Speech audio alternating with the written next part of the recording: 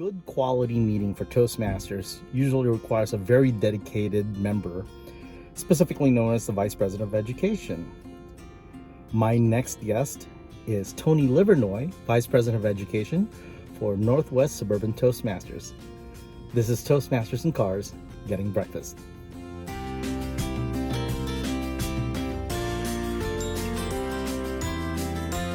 Well, Mr. Livernois. Mr. Noel, good night. So the question is, what you're from, which clubs? Because it's going to be a long list. I'm in 3 clubs. I am in originally Talk of the Town Toastmasters in Batavia, and I've maintained my membership there ever since I joined, even though I'm now actually more involved with Northwest Suburban out of Schaumburg. And then my sort of side club would be Mount Prospect Toastmasters. And the reason I'm in the Schaumburg club is because it's weekly. It's weekly. Yeah. So you missed the thing with Talk of the Town. I miss the weekly clubs with Talk of the Town. A few things that I knew about you. I actually sort of officially met you. Well, I knew about you when I came into Talk of the Town. You know, I started doing my stuff, and then I ran for Vice President of Education. And then I always saw your name. There were like 2 or 3 people. I'm like, who is this? I've never seen them at a meeting. And then I always thought, and I always get around this, I always told you, you're Mr. Snuffleapagus. You know, growing up as a kid, I knew Sesame Street, there was this imaginary thing, and that was you. Until I went to the conference, like you were giving a session. And we like, met. We met, Yeah. finally. I was for real. Yeah, I You were- existed. And you did a fabulous session on, of all things, evaluation, which is the number one reason why I joined. So, but I also found out about what you do as Vice President of Education. That's near and dear to my heart. And I find out you're the same. What drives you to help people? Because that's, everybody says this is one of the toughest roles out of club officer. But I've always considered it as project management. Because you're managing different, people, saying, okay, this is your goal. I can help you if you put it here for this meeting. Well, so interestingly, when you ask about what helps, what drives me to help people like this, that role for me was less of, certainly I want people to reach their goals, clearly, but I always think of VPE as being the heartbeat of a club. It's the lifeblood of everything that happens within a club itself. And so when I took it on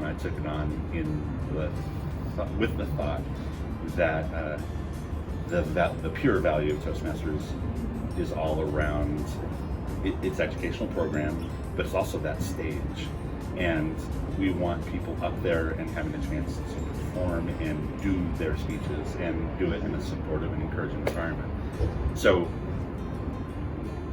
and I also walk away from bad meetings feeling bad. So I always want it to run well. So I kind of fight for that position because I thought, well, I can help manage the educational side of it, and there's a ton of support on the Toastmaster side of it. Lots of Toastmasters resources to help me manage that, and I've refined things. But it's also, I need to be able to sort of show it to the new guest that walks through the door. I need to be able to explain it well to them and explain not only that, but what that stage looks like. So it's all sort of interrelated, but I think it all drives to the VPE role. And so over time, I've come to create my own tools and my own things that I think are worthwhile, and I hope that they work well. But it also forces me to make sure I know it, right? Like by taking on that role, I have to understand it. Yeah. I have to understand what's expected, not only of me, but of the people coming through, and what now Pathways is asking of people. I need to kind of, as a teacher, I need to study a chapter ahead in the book, and as a VPE, I have to study a level ahead. Right, in the but that was Pathways. the thing that I was like, I have never found somebody as passionate about, learning something to help somebody else. Because like, hey, if I'm going to teach this, I better know it myself. And you took that task. I mean, and then you took it to a completely different thing where you knew about Pathways, and then you served as Pathways ambassador for District 54. You and I are District 54 folks and 30. Yeah. Hi, District 54. 54. And I was like, Pat, remember this guy?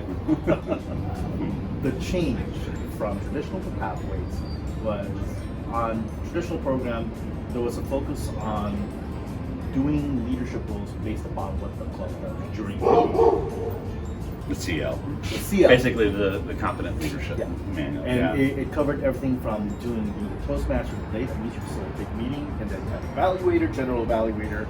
You learn how to do all these things, and then table topic master, the active listening, timer, grammarian. They do all these roles. Suddenly, pathways. I wouldn't say they took it out, but they kind of spread it around, sort of. And kind of hit it in places, and you kind of uncut. Evaluation, I like that it comes front and center in project 2 of level 1. I like that becomes front and center because we need good evaluators, we need effective evaluators. But they kind of downplayed the rest of it, and that don't really encourage the rest of the roles.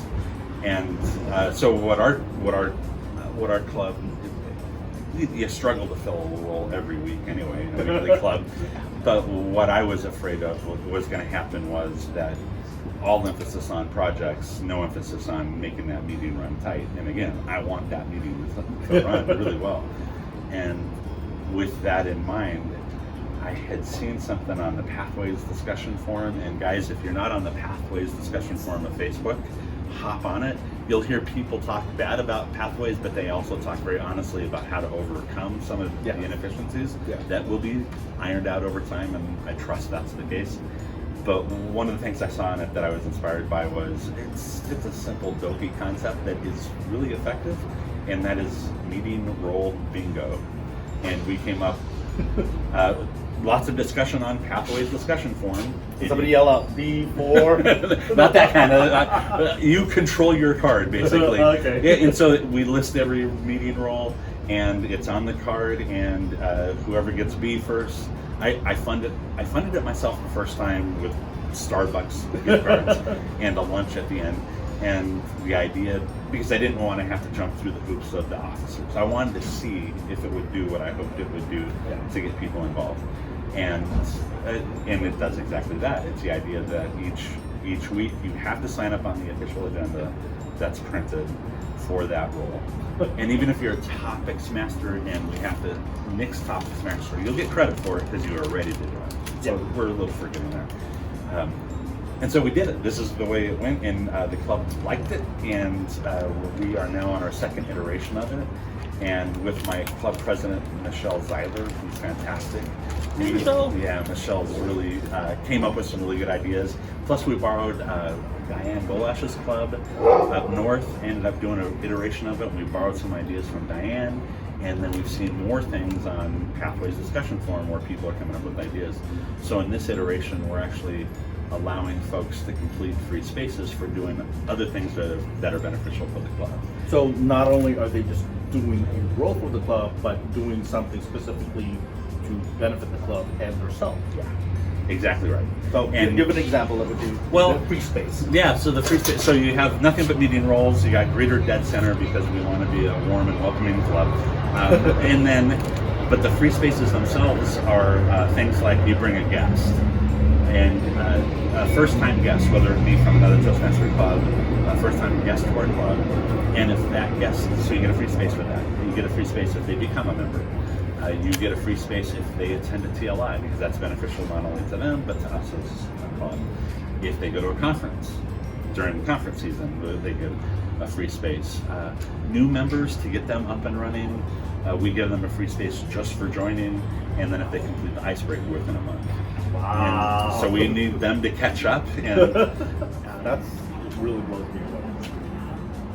Difference between Schaumburg versus Batavia, because I'm assuming one of the reasons why you went from there is because you moved. I did. Right? You physically moved. What do you do for a living that kind of ties into Toastmasters? I'm an instructional designer by education and by trade. This is what I do as a professional. You train? I developed training materials for mostly corporate, Fortune 500 corporate companies, and also other like professional organizations, that sort of thing. And about 10 years ago, about the time that I joined Toastmasters, I was encouraged by a mentor, because one of the things I always wanted to do was do stand-up training. so not only develop the training materials, but I wanted to actually stand up in the classroom and train. And I had a dear mentor of mine who said, well, you need a stage. Like, if you're not doing the training, you're going to need somewhere to practice your skills and get better. So while she was mentoring me over Skype and helping me become a better presenter, then I was encouraged to get to Toastmasters to have a reason to actually deliver speeches and deliver training.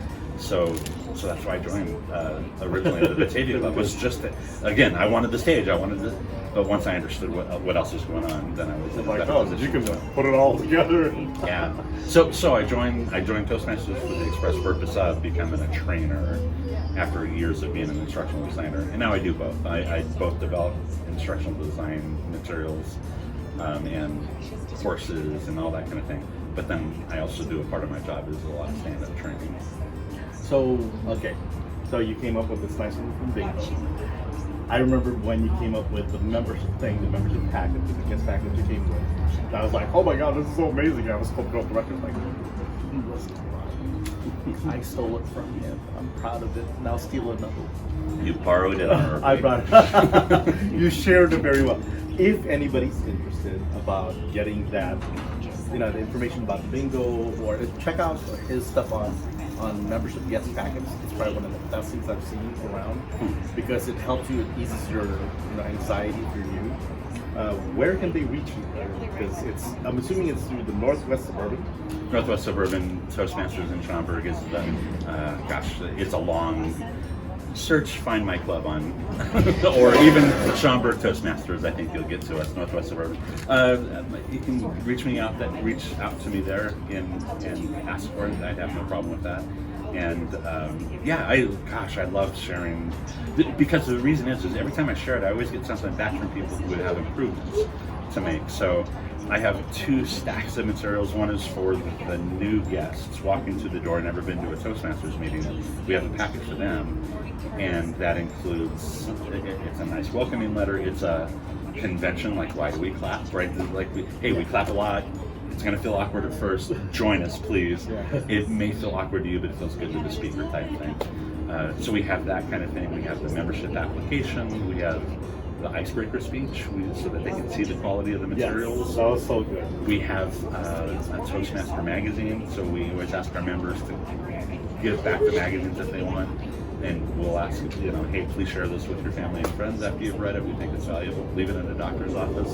Like we need the people. So that's the new guest packet, and then the member packet is completely different. It's more information about Pathways. It's flyers if we want them to post. It's more details about the projects that they'll complete on Pathways. So I have 2 packets. I have a Google Docs set aside for sharing it. So hit me up and I'll send you the Google Docs or Google Drive. You heard it here. So all you have to do is when you go to Toastmasters.org, go find a club in the Schaumburg area. It's called Northwest Suburban. Yeah. Northwest Suburban Toastmasters Club. And then just connect to them and you'll find out more about Tony and the rest of the gang. He does exist. See, this is my proof. If you can see me, I exist. I know. But I'm quite happy. So thank you so much for your time. Thank you. Awesome. Okay. Hi, thank you so much for watching Toastmasters in Cars Getting Breakfast.